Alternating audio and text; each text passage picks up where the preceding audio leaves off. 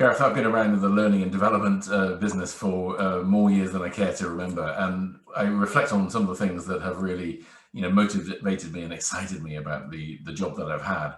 And there's no doubt about it that the thing that I remember and will stay with me forever is the extraordinary pleasure it gives to see people change behavior. When, if you like, the scales fall from the eyes and the technique is applied and the success is gained as a result of it. And oftentimes those are the people that are coming back 5, 10, 15 years later and saying, I remember that program and it kind of made a big change to me. What is also interesting is the antithesis of that whilst people may say that in the moment, sometimes it fades away pretty quickly. And I'm just curious from your experience, Gareth, about why you think that happens. Yeah, and I guess there's lots of reasons, but I think the big one that often comes up is this: "Oh, don't have time."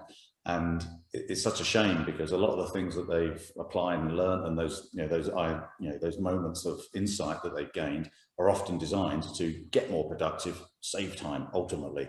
But yet, when they come back, it's often some of the internal stuff that gets in the way. And one of the interesting things working with frontline commercial teams, it's often not issues with clients and external customers that stops them doing their stuff. It's often the internal stuff that gets in the way. All their time is taken up with things that just stop them applying those things that they want to, and it saps their energy and ultimately saps their spirit. It's almost as if we've got to invest the energy to get over that hump in order for the benefit to really start kicking in. So what can we do to support leaders and organizations to give enough oxygen to those new skills and processes, to give them the time that they need to get traction? What do we need to do? What can we do to help? Yeah, it's interesting. Look, there's no easy answer on that. Sometimes, for example, there are some genuine resource issues. That's just a normal course of business. Sometimes that's real. Sometimes it's not, and it's imagined.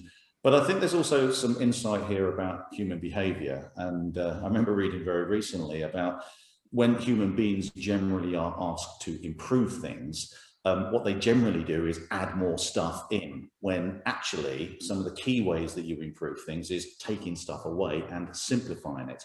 And I think that's a big observation, a big insight into human behavior. And it applies obviously in businesses, whereby if you're going to get people to do the right things, what are you going to stop doing? And I think that begs a question to any organization that's just sent its team and invested in learning new tools and techniques. Well, if you're going to give them the oxygen, the elbow room, if you like, to practice those things, what is it that you're going to stop doing? What is it you're going to ask them not to do? And I think any organization, if they're going to improve performance, it begs that question: what are you going to stop doing?